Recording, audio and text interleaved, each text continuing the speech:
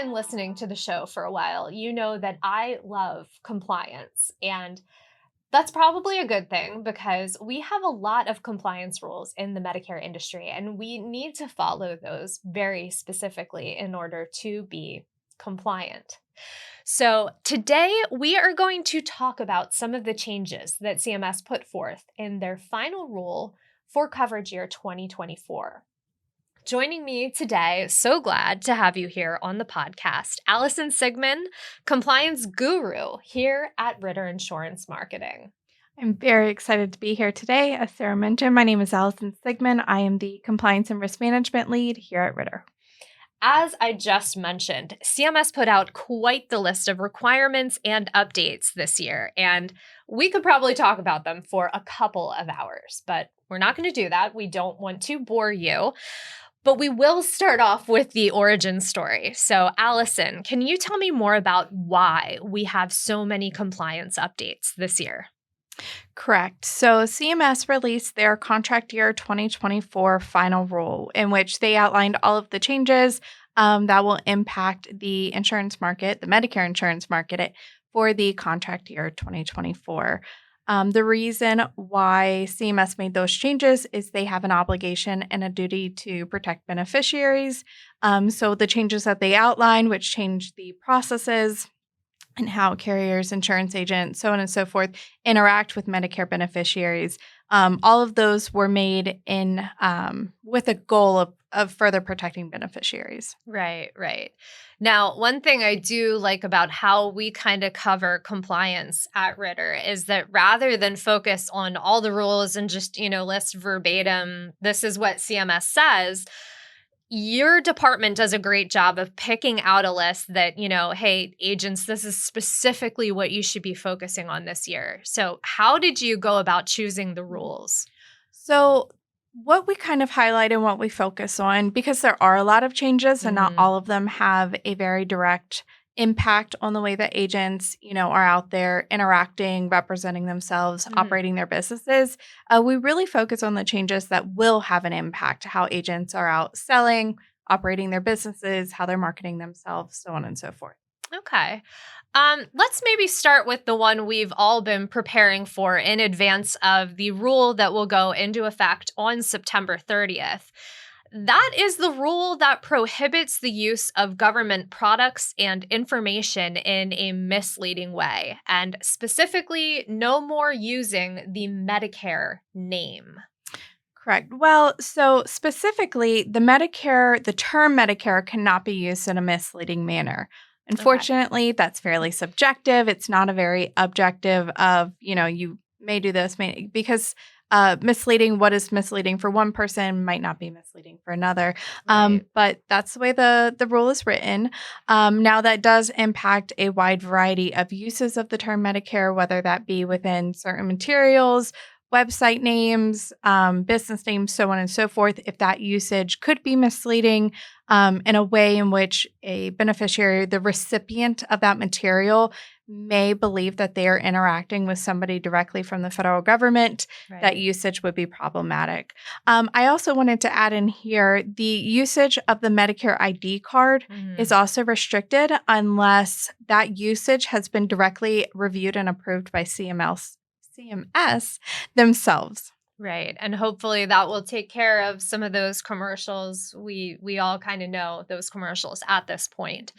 So this rule is really why we did the rebrand of Medicareful to Shop and Enroll, so that we're compliant, because we have to be compliant just like you guys have to be compliant. And that process really started with a huge review of what we are putting out there to our agents.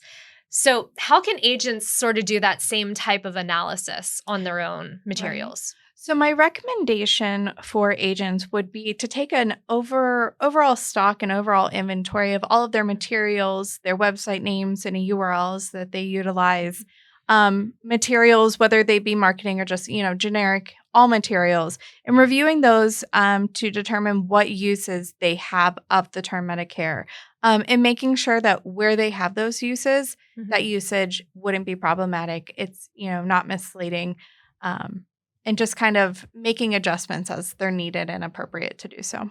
Okay. That is kind of one of the things that I'm sure you guys have been getting a lot of questions about. Um, Another thing when it comes to those marketing materials, what about that third-party marketing organization disclaimer change? That is Right. the TPMO disclaimer. Correct. So in contract year 2023, just to go back in time a little bit, CMS released the TPMO disclaimer. It was about a 2-sentence disclaimer.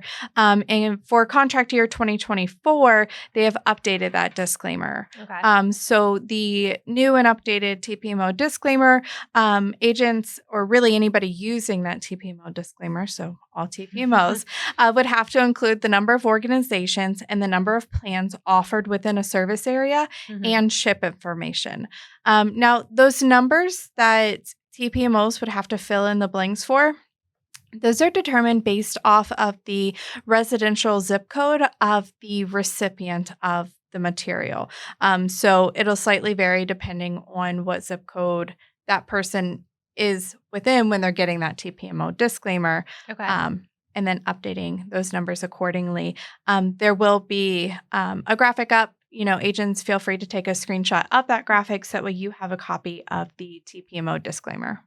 Right. And this disclaimer, I believe, is the one for if you do not represent all Medicare Advantage and Part D plans within an agent's service area. So agents, you can use this template, add in the number of organizations you represent, and then the number of plans, and you'll be good to go. But Alyson, what about if an agent does actually represent all of the Right. Medicare Advantage and Part D plans in their service area? Right. So the disclaimer, there is still a disclaimer. The disclaimer is slightly different. TPMOs would still have to put the number of organizations and the number of plans in Mhm. according to the zip code that they're, putting out that disclaimer for. Okay. But it is slightly different. So agents, again, feel free to take a screenshot of the slightly different disclaimer that is currently presenting. Okay. And then I believe we also have this information available in a PDF, correct? We have that information available on the Ritter doc site. So those TPMO disclaimers, we have some of our summit materials Hmm. that would be available and linked on the doc site, and that is up and accessible 24/7, 365 days a year. Okay. Now that was a great visual example of how to kind of present this disclaimer, but what other times do agents need to present this disclaimer? Because I'm sure it's not just something that is a visual disclaimer. Right. So the TPMO disclaimer needs to be provided in 4 different situations or in Okay. 4 different manners. One, the first minute of a sales call. The second being on TPMO websites. The Okay. third being electronic communications such as emails.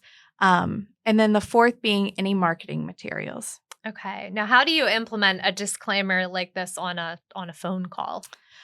So for a phone call, and I know that we'll be discussing it later, this is kind of where that whole 48-hour scope of appointment rule comes in handy, which we'll get into more detail here Mhm. shortly. But for this, the initial call where you're getting information about an individual, either, Mhm. you're responding where you have permission to contact or they've contacted you, and you are setting up time to talk with them about plans at least 48 hours later. During that initial call, getting their name, their contact information as applicable, and getting their zip code, as well Mhm. as then providing them a scope of appointment to complete. That gives you then that 48 hours at least to do the Mhm. research to give them a very accurate TPMO disclaimer when Okay. you do get on a sales call, because again, that would have to be provided within the first minute of that sales call. Okay, that makes sense. Now, what about on our websites or even in email signatures? I heard you mention that. Right. So on websites or within an email signature, Mhm. um, cases or uses of the TPMO disclaimer in those situations is a little bit unique because obviously it's pretty static. You don't always know who's going to be visiting your website. And then when you're emailing somebody, you might not yet know what zip code they're in. to even be able to like fill in those blanks or change them up. Unfortunately, we haven't received a lot of firm guidance on exactly how those situations are supposed to be handled. So, kind of a recommendation that we've heard and that we've put together and shared is that agents could work on figuring out an average or a highly conservative figure of what they represent Okay. within the areas that they, operate within. And then using those numbers within those capacities. Mhm. And then once contact is made with a person and you are able to get their zip code, then you're able to do the research to provide a very accurate number to them. Gotcha. What about marketing materials? Because it seems like marketing materials might be kind of similar that, you don't really know your audience. So I would actually say that the requirement for it to be on a marketing material is a little bit beneficial to an agent. And the reason being is once a material is considered marketing, not only is there this whole disclaimer requirement, but there Mhm. are also a lot of filing requirements that go into place. Okay. And it does become quite complicated for agents to complete those processes or, like you mentioned, put in the right figures within those Mhm. materials. Um, as a little bit of an education, a material is only considered marketing if it meets two requirements. Mhm. One, it has to have intent, which all advertisements do. It's the purpose of an advertisement. Right. And the second one being it has to have content. So it has to have plan details, plan benefits, Mm. something that like defines itself with a carrier, with a plan, with an actual specific benefit. So as long as the material doesn't meet those two requirements of intent and content, the material would be considered just a generic communication, and in which case it would not require the TPMO disclaimer. So, just given how difficult the TPMO disclaimer can be to actually Mhm. implement, along with, like I mentioned, other disclaimers and filing processes, Mhm. we do strongly recommend that agents keep their materials highly generic to avoid any issues related to implementing these requirements. Okay. So kind of got into a little bit of the marketing updates that CMS announced in the final rule as well. Um, as we're kind of talking about marketing now, there were a couple updates, I believe, on what we can and can't say. And we all know this is something that CMS is pretty straightforward and they don't mess around with. There are some things you can do, there are some things you absolutely cannot do. So what do those kind of things look like for this year? Right. So, a few of those prohibitions or a few of those restrictions that are now in place, there's now CMS has prohibited the use of superlatives in most marketing unless you can substantiate that claim, either Okay. using current or prior year data as relevant. They have prohibited marketing benefits where they're not available unless that marketing within an area is unavoidable, like a local newspaper or a local Okay. TV ad, where that may service Right. several zip codes. Mhm. Next would be prohibiting the marketing of generalized savings. And then it does require if an advertisement includes certain benefits that the agent or really anybody putting out that marketing would have to include the plan's name within that piece. Okay, gotcha. Mhm. So those mandates on what we can and can't say. Now, how would you recommend an agent kind of go about staying compliant with all of those different rules? Because it's a lot to keep up with. Right. And, as mentioned with the TPMO disclaimer, as soon as a piece is considered marketing, not only are there, some disclaimer requirements, Hmm. especially, in this prohibition where if a benefit's mentioned, you have to list the plans or the carriers who are Right. actually offering that benefit. It Mhm. just gets highly complicated. So our recommendation is that agents focus more on generic communications, staying away from including actual contents. That way, those pieces aren't considered marketing, Okay. with really keeping a focus on the agent services, who they are as an agent, and then their contact information. So that way, when somebody gets it, they know that that person's a licensed insurance agent. Here's their services. Hmm. I'm going to go ahead and give them a call so that way they could help me. I mean, really focusing on keeping it highly generic. Right, right. Pretty much err on the side of caution. And, it's always it's always good to go with education as kind of what you're trying to do with these materials, because honestly, you're going to end up with much more evergreen materials. You're not going to just be able to use them for one AEP. You're going to be able to use them even outside of the AEP, hopefully. Um, Now, as far as our next one here, I kind of feel like it's a little bit of the elephant in the room. We did mention it a smidge, but let's talk about that CMS decision to go back to a 48-hour scope of appointment. What exactly does this rule require of agents? Right. So we have jumped in a little bit of a time machine. We have gone a little bit back in time. The 48-hour rule is back, which means that a scope of appointment needs to be acquired and completed at least 48 hours prior to, a marketing sales appointment with a beneficiary. Mhm. Now, I will say this year they did provide 2 exceptions to that rule.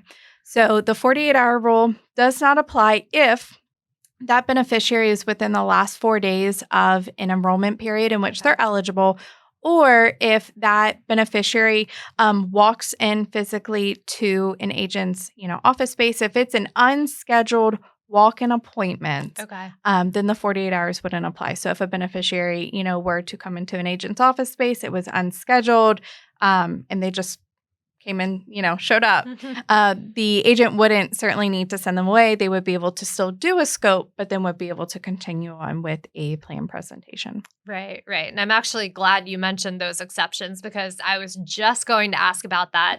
I think CMS got a lot of questions about that when the initial proposed rule came out. So I'm glad they kind of came back on that and gave a little bit of clarification. They also clarified timeframes on scopes of appointment and business reply cards in the final rule, didn't they? Correct. So CMS helped clarify, and I think it's a big benefit that there is now a firm time frame that has been defined, clarified. So scope of appointments, business reply cards, those sorts of materials are now effective for up to 12 months. Okay. Now, once the scope of appointment, for example, is used, so say like an enrollment's completed, you get the scope, do the plan presentation, enrollment's completed. At that point, it's used. Certainly, you wouldn't be able to reuse that scope within the Right. same 12 months. You would have to get a new scope. Mhm. But that scope is allowed to be used within that 12-month period at least once. Okay. Now, what is the takeaway for agents here with that? So, regarding implementation, which can be a little difficult because agents are kind of going back to a time in which 48 hours was the norm. Right. I will say, and maybe it's a little bit of a shameless Ritter plug, technology, Ritter has an electronic scope of appointment on our shop and enroll site. So if agents were to work with their clients to either help direct them to their shop and enroll site or email a link of that scope of appointment, that could be done. Like I mentioned, that initial information gathering meeting. Mhm. So that way the beneficiary could go ahead and get that done. And then the agent and the beneficiary could decide on a meeting time at least 48 hours later. So I really think because our technology is out there where we do have that electronic scope of appointment, that'll really help facilitate the whole 48-hour rule. But I would want to add as like a little disclaimer, because in compliance, we love our disclaimers. Do. If I had mentioned, emailing a link over, one thing to keep in mind that's very important is there may be other regulations or other acts or requirements that may be in place depending on that sort of communication. So if an email is sent, the agent would still need to abide by the rules outlined in the CAN-SPAM Act. So just a friendly reminder, depending on how an agent is interacting, of course, there are CMS's rules, but there may be other rules, regulations, and laws in place that they need to abide by. Right, right. So that kind of handles the initial process of everything. We can move along into the sales process. There were some changes here as well. Can we get into those? Right. So CMS now requires agents to cover certain topics. And really, those were the topics were defined in an effort to make sure that agents are covering the very important aspects within a plan and marketing presentation. So making sure primary care doctors and pharmacies and emergency rooms or preferred specialists are all within a plan. So that way a beneficiary doesn't get into a plan that then doesn't actually meet their needs. making sure that beneficiaries clearly understand their benefits, their premiums, how much it's going to cost, are there network restrictions. So those requirements were always in place, but CMS clearly has provided a bit more guidance and direction on that how that has to be done. Right, right. Like we said, those are things agents you're probably doing those things already, but now there's kind of a nice there's a nice list that outlines all of those. Can you go over what is required on that pre-enrollment checklist? Right. So the pre enrollment checklist covers a couple of different items. So the evidence of coverage, provider Mhm. directory, pharmacy directory, formulary, Okay. so on and so forth. One of the changes that they made is that that pre enrollment checklist has to be reviewed and, in some cases, provided with the beneficiary at the time of enrollment. Another change that they made was they added effective current coverage within the Okay. pre enrollment checklist. So agents do need to take the time to explain to a beneficiary how this enrollment is going to impact their current coverage. Mhm. If they do have other coverage, is it going to stop? Or, they Mhm. that needs to be clearly explained. One thing I do want to add, every carrier might have their own pre-enrollment checklist. Okay. So it is very important for agents to check with the carriers and use any required materials that carrier that they're enrolling the Mhm. beneficiary in a plan with, Okay. that they are completing those required materials. Okay. And we actually have a compliance sales checklist to help agents implement this step, correct? Right. So we do have one available on the Ritter doc site under the Mhm. compliance section. I will say that is not that's not like it doesn't supersede or take over or replace any carrier specific required materials. We put that together more as like a best practice guide. It Okay. includes a lot of information, but we did a lot of research from a lot of different materials to put together this very, very detailed sales checklist. um, Maybe I'm a little biased. I think it's a really good resource for agents to kind of, there might be some smaller aspects that are still Mhm. important to cover during a marketing appointment, Right. that might be mentioned in our checklist that kind of helps flick off that light bulb of, oh, I've really got to make sure that I cover that when I meet with my beneficiaries this year. So Right. I think it's a pretty good resource. I'm a little bit biased, but I think it would be helpful. But again, it does not replace any carrier required materials, including the pre enrollment checklist. Right, right. So kind of check and double check. Always make sure that you're doing what your carriers ask you to do. Now, in addition to the sales process, there were a couple changes made to event planning, specifically our educational events, correct? Correct. So agents will no longer be allowed to collect scope of appointments or set up future personal marketing appointments at an educational event. But CMS did outline that agents are still allowed to make business reply cards Hmm. or permission to contact forms available at an educational event. And then agents are still allowed, of course, to provide their own, their business cards, contact information that can still be made available. They're just not allowed to collect the scope of appointments or set up personal marketing appointments. Gotcha. And then what about what happens after the educational events? Because that's changed a little bit too.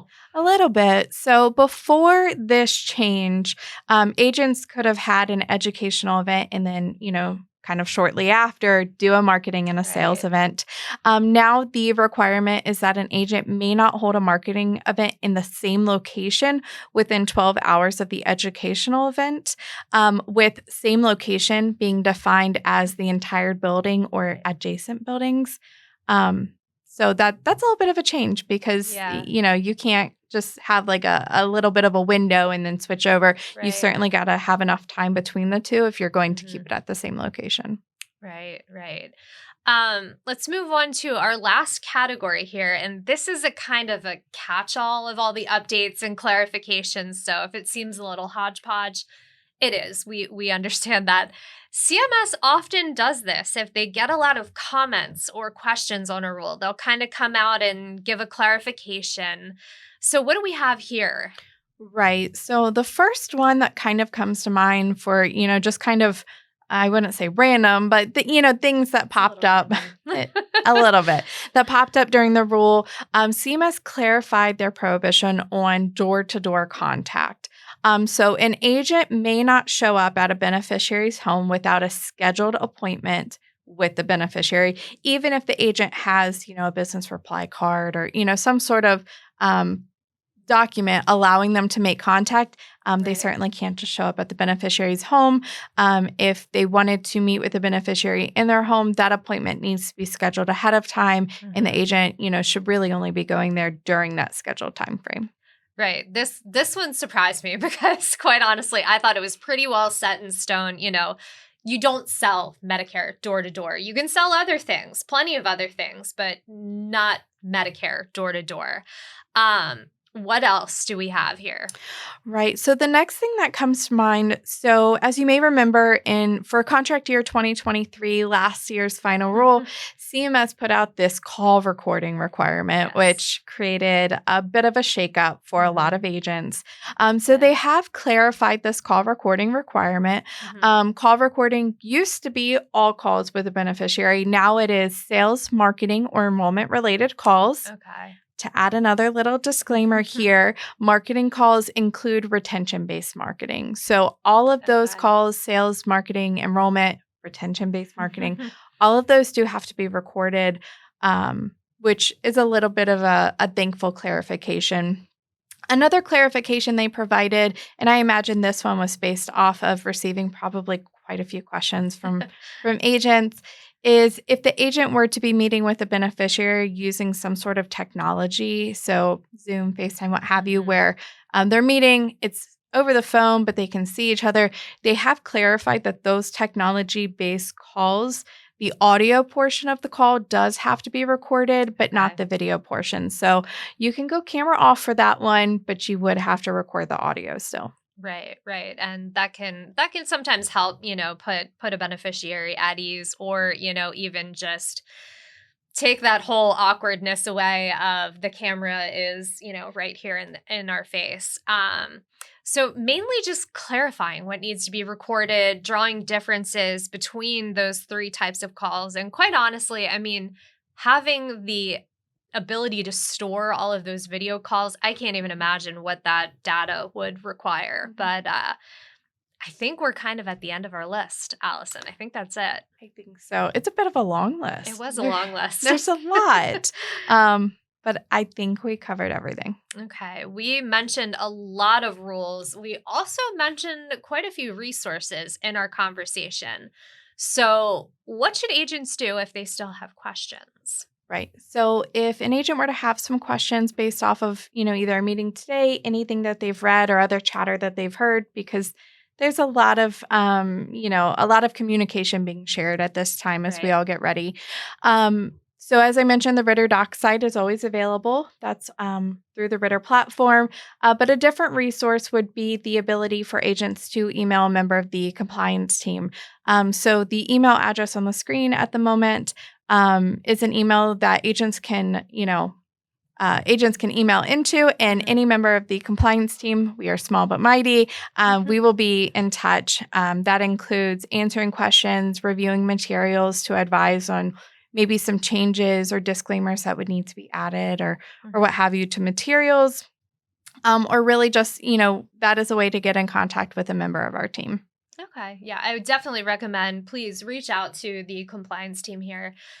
They're here to help. We are here to help. That's kind of why we have this partnership going on is because we want to help you succeed this AEP. Um, just want to say thank you so much for sticking with us through this conversation. I know compliance is not always the most interesting thing to talk about. It's interesting to us. But thank you, Allison, so much for your time and for answering our questions here today. Absolutely. Thank you for having me. Awesome. And to all of you, thank you so much for watching.